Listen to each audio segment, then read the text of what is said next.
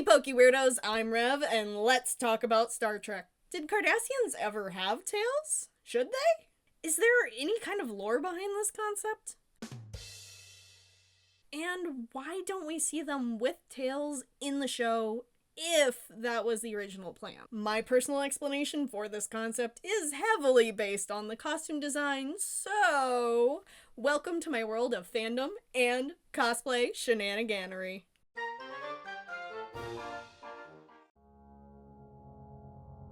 A Cardassian infant, a humanoid reptilian child who's just been born to Cardassia Prime, is born to the warm and humid planet with a tail. For most creatures, a tail is used for regulation of temperature, balance and movement, or protection.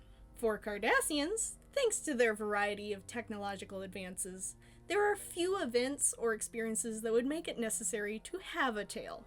Balance and ease of movement are possible enough without one. Advanced weapons and large-scale combat, as well as temperature-regulated buildings and transportation, really do make dragging a tail behind you seem cumbersome and unnecessary. Therefore, Cardassian tails are docked. Not for every citizen, however. Tail removal is used to show that a Cardassian is of a higher status. Those with tails are considered something relating to peasants. They are beneath those of the tailless variety within their society. Children of those within the Obsidian Order, highly ranked military officers, politicians, or others of high society Cardassians most often have their tails docked at birth. Other Cardassians have their tails docked in joining the military because the appendage is considered an inconvenience and a liability. Otherwise, most civilians keep their tails. Or at least that's my own headcanon. And it does follow along the lines of most other explanations for this concept that I have seen. So allow me to elaborate on my own story, which I fabricated before ever researching the topic. One big hindrance to this concept is we never see any Cardassians sporting tails in the Star Trek shows or movies. This could be argued that only higher status relating Cardassians are present in the show, most of them being military. The literal explanation for this is that most Star Trek TV shows were on a majorly thin budget and would not have had the finances to make every single Cardassian on set a tail. It's not like they had a horde of fursuit makers in 1993 on the set of DS9 going, "Hey, yeah, I can make a tail pretty dang cheaply and as quickly as possible. Give me a few hours." Or maybe a couple of days.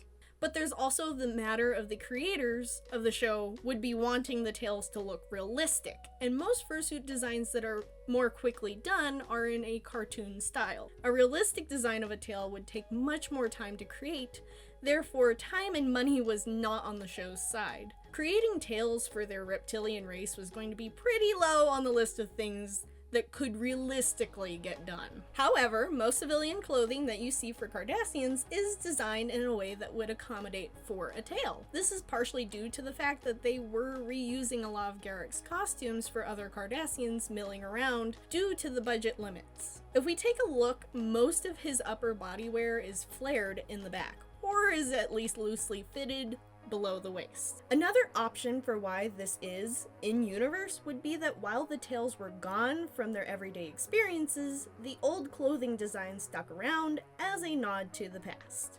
The only outfits we really ever see for Cardassians that would not be tail appropriate are the military uniforms. This led me to believe that once they joined the military, they could no longer keep their tails due to some sort of quote-unquote dress code / uniform, or maybe something similar to a physical fitness requirement. The first time I saw a fan art of Garrick with a tail, I could never unsee it. Every time I've watched the show from then on, I always see that tail in my mind's eye. So I went digging to find out if there was more to this Cardassian tail thing. At least give me more fan art! This looks so freaking cool! I wasn't disappointed in the fan art department. Garrick flustering Julian for eternity? Yes, please! However, everything beyond slews of fabulous artwork, it's all Tumblr posts, and most of them are over 6 years old. I could not find any story through any official Star Trek references of how and why or even if Cardassians should, would, or could have tails.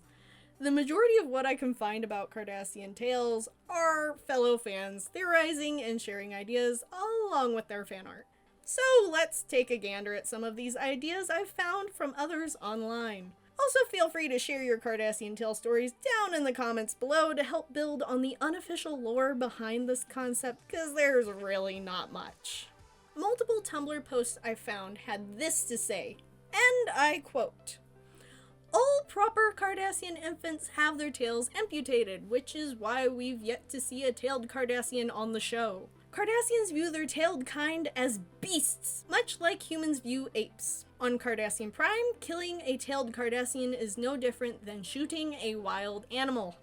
While this practice makes sense for the Cardassian society, it does make me sad to think that it means it's highly unlikely we would ever see a tailed Cardassian due to this practice. Although this could lead to an episode with a tailed Cardassian, they could have been raised by another race and are none too familiar with their own kind's practices. This tailed Cardassian, having not grown up on Cardassia Prime, could easily lead them to not having their tail docked, and bring up the whole argument in the show of the ethics in the practice of tail amputation. So think of something similar to Rugel's episode, Cardassians, but then give the boy a tail. Although it would have to be a different character if we're following the rules of why and when tails are amputated, because Rugel was brought to the orphanage at 4 years old.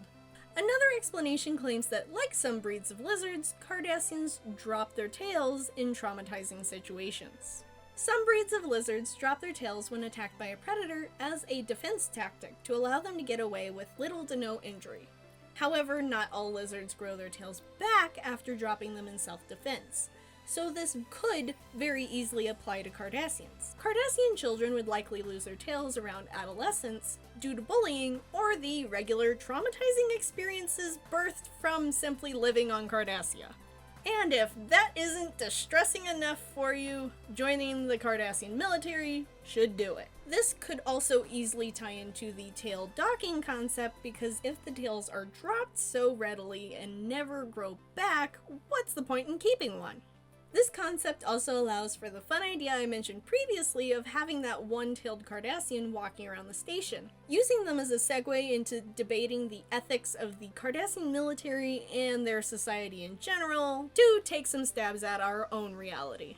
I thoroughly enjoy the idea of Garrick keeping his tail for a number of reasons. Firstly, the man we know as his father is a bit of an oddball. We know for a fact that he does not always follow along the lines of what is considered normal for Cardassians. I wouldn't put it past him to not have his child's tail amputated at birth, even if it was considered a common societal practice. For another thing, we know that Garrick is pretty dang badass. He's been a spy and interrogator for the Cardassians for a good majority of his adult life. Has managed to survive on Terok Nor even after it was no longer a station of his people and was converted to DS9, suffering through exile, which led to the distrust and hatred he felt all around him as well as within himself.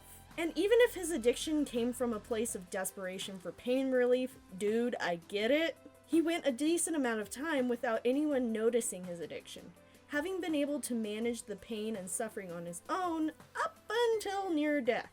Not the smartest choice. Finally, giving in to Julian's persistence. After which, he was even stronger in choosing to never go back to his addiction. Considering his resilience and restraint shown as an adult, taking into account who his father is and what he would have taught him, as well as how far Garrick made it in his life by the start of the DS9 series, I believe it would be safe to assume that he'd have some level of this resilience as a child. This means that he would not have dropped his tail in a traumatic event. Even in joining the military, keeping his tail would work well in being a spy because he could use it as an easy misdirect of his status and occupation. Finally, once untangling all of those loose threads, without tail amputation and having not dropped his tail as a child or even when he joined the military, we now have a tailed Garrick and we get to have some fun.